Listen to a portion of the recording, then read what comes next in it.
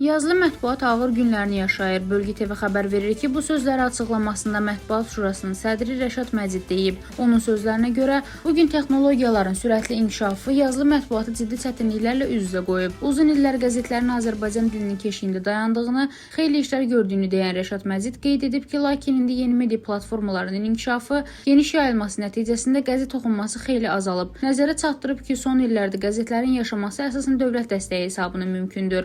Artıq demək olar ki, bütün qəzetlərin elektron versiyası mövcuddur. Mətbuat Şurasının sədri vurğulayıb ki, sosial media operativliyi baxımından həm yazılı, həm də onlayn medianı çox vaxt üstələyir və bu müəyyən problemlər yaradır. İzah edib ki, sosial şəbəkələrdə peşəkarlıq və məsuliyyət hissi yoxdur. Məhz buna görə də yeni media qanunvericiliyində media savadlılığı xüsusi bənd kimi qeyd edilib. Ümid edirəm ki, bu xaotik dövr keçib gedəcək. İnsanlar yenidən ciddi peşəkar jurnalistikaya, dərin təhlillərə, araşdırmalara, şərhlərə ehtiyac duyacaqlar. Rəna Rövşən qızı, BTV.